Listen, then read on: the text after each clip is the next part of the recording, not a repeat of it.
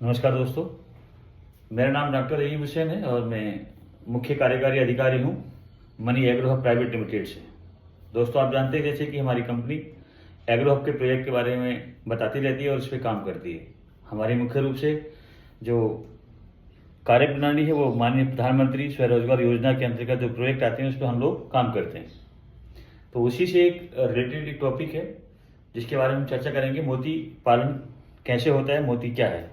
तो दोस्तों शुरू करते हैं। देखिए, मोती के बारे में पिछले कुछ लोगों ने मेरे कमेंटमेंट और एसएमएस किए थे और कहा था कि सर मोती बनती कहाँ है, ये पैदा कहाँ होती है, ये पत्थर की होती है या क्रिस्टल की होती है या किसी फैक्ट्री में बनती है, प्लास्टिक की होती है।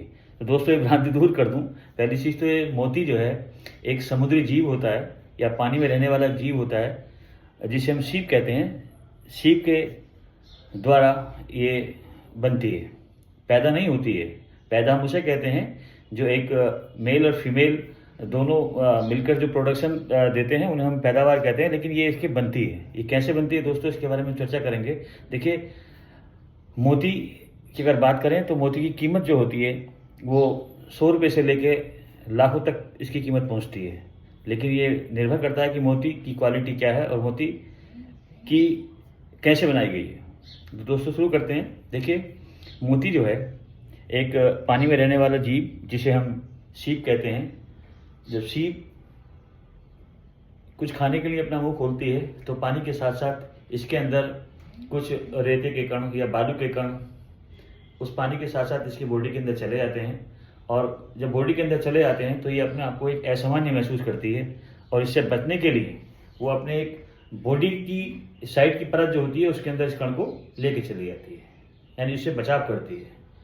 ये प्रकृति का नियम है दोस्तों कि बॉडी के अंदर कोई भी चीज़ ऐसी पहुंच जाती है तो उससे बचाव करने के लिए प्रकृति ने कुछ ना कुछ के नियम बनाए हैं। इसी प्रकार से क्या है कि मोती सीप जो है उस कण को बचाने के लिए अपनी लेयर में चली जाती है और लेयर में इसको इकट्ठी होती रहती है। ये जब लेयर के अंदर दब जाता है इसका कण तो धीरे धीरे धीरे इस पर क्या होता है, एक लेयर बननी शुरू हो जाती है और ये layer to layer, layer to layer, layer बनती रहती है और ये एक दिन मोती का रूप धारण कर लेती है। ये है एक प्राकृतिक तरीका। इसमें टाइम पीरियड होता है, मान के चले कि कम से कम 1 साल लगता है और अधिक से अधिक इसको कई साल तक लग जाते हैं। जितनी देर में मोती जितनी ज़्यादातर उसके सीप के अंदर रहता है इतनी ज़्यादा उस मोती की कीमत बढ़ती रहती है। एक एक मोती की लाखों लाखों तक की कीमत पहुँचती है। तो ये तो हो गया एक प्राकृतिक तरीका, जैसे मोती हम कैसे पैदा होती है। इसी को हम खेती के रूप में हम कैसे लेते हैं।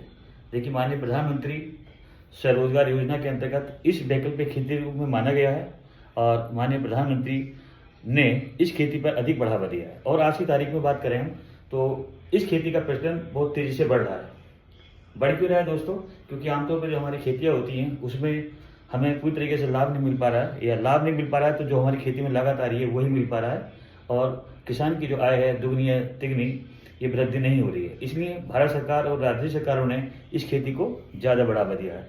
बहुत सारे किसानों ने खेती की है और इससे अधिक अधिक लाभ उठाया गया है। अब इसको शुरू करते हैं। इसको हम प्राकृतिक तरीका तो हमने देख लिया कि इसको हम इसकी खेती कैसे करते हैं।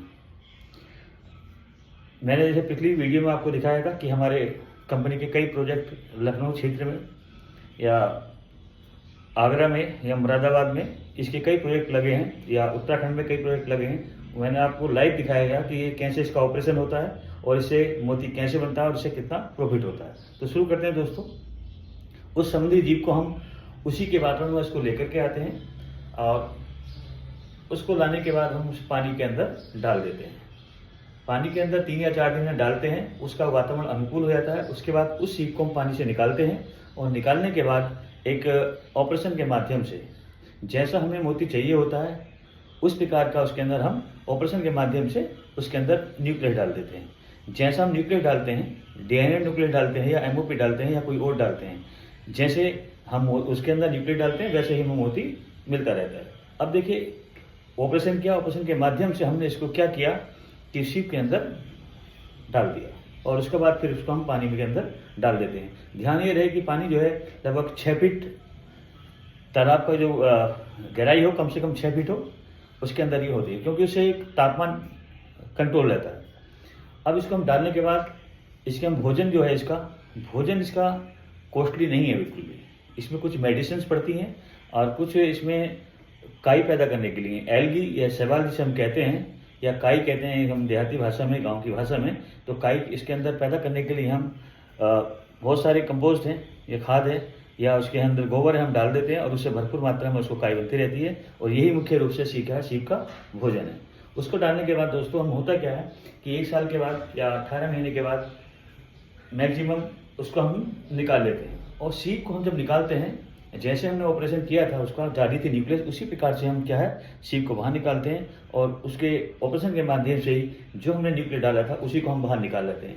होता क्या है, इस बीच में वो जो न्यूक्लियस डाला था हमने वो एक मोती का रूप धारण कर लेता है और मोती का रूप धारण करने के लिए उसे हम फिर अपने मार्केटिंग में बेचते हैं। मैंने दोस्तों बताया था कि इसमें मात्र 65 रुपये तक का खर्चा एक मोती इस पर सीप पे आता है और यही सीप कम से कम 12 से और 18 महीने के बीच में आपको कम से कम जो है एक सीप 200 रुपये की आपको आराम से बिक जाती है। बहुत सारी कंपनियां हैं, इसमें हमारी कंपनी भी है जो हम उसको खुद ले लेते हैं। यानी कि जो चीज़ हम आज 60 या 65 रुपये की आपको दे रहे हैं उसी को हम 12-18 महीने के बीच उसे हम आपको 200 रुपये की हम खरीद लेते हैं। तो आप सोचिए कितना बड़ा प्रॉफिट है।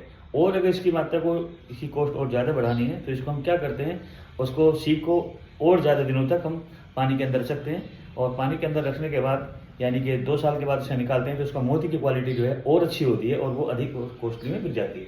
तो दोस्तों मैंने आपको बताया कि इसको कितनी प्रॉफिट इसके अंदर है। प्रॉफिट के साथ साथ एक ये भी है कि इसमें 50% तक की भारत सरकार द्वारा और राज्य सरकार द्वारा इसमें अनुदान राशि भी प्राप्त की जाती है। तो दोस्तों इस खेती को अपनाइए और भारत सरकार और राज्य सरकारों की जो सुविधा हैं उनको आप लीजिएगा और जो किसानों को लॉस हो रहे हैं उस लॉस से इसको बचेगा।